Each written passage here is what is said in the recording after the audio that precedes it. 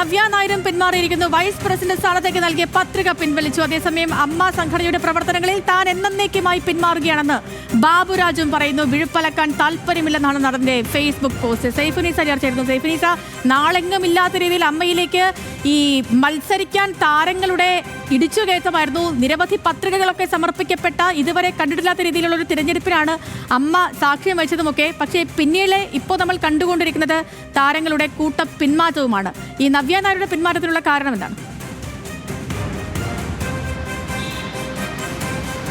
രശ്മി, തീർച്ചയായും അമ്മയിൽ ഇതുവരെ ഉണ്ടാകാത്ത രീതിയിലുള്ള ഒരു തെരഞ്ഞെടുപ്പ് തന്നെയാണ് ഇത്തവണ എല്ലാ അർത്ഥത്തിലും ഉണ്ടാകുന്നതെന്ന് വേണം പറയുവാനായി. ഇന്ന് വൈകിട്ട് അന്തിമ സ്ഥാനാർത്ഥി പട്ടിക പുറത്തുവിടാനിരിക്കെയാണ് അവസാന നിമിഷം കൂടുതൽ പേർ പത്രിക പിൻവലിച്ചവർ ഇപ്പോൾ പിന്മാറ്റം അറിയിക്കുന്നത്. രാവിലെ ബാബുരാജ് പിന്മാറി.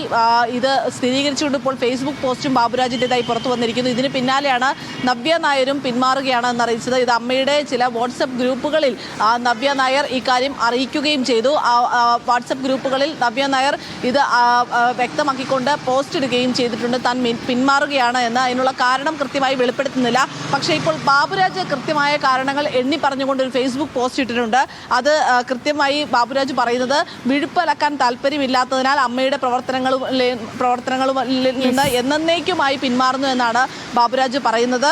കഴിഞ്ഞ 8 വർഷക്കാലം അടുത്ത മണിക്കൂറിൽ വളരെ വിശദമായി തന്നെ എത്താം. ഇപ്പോൾ അമ്മയിലെ തിരഞ്ഞെടുപ്പിൽ നിന്ന് കൂടുതൽ താരങ്ങൾ പിന്മാറുന്നു. നവ്യ നായരും പിന്മാറിയിരിക്കുന്നു. ഒപ്പം തന്നെ നടൻ ബാബുരാജും വിശദമായ ഒരു ഫേസ്ബുക്ക് കുറിപ്പോട് കൂടിയൊക്കെ തന്റെ പിന്മാറ്റം അറിയിച്ചിരിക്കുകയാണ്. കൊച്ചിയിൽ നിന്ന് സൈഫുനീസയാണ് വിവരങ്ങൾ നൽകിയത്. പ്രിയപ്പെട്ട പ്രേക്ഷകർ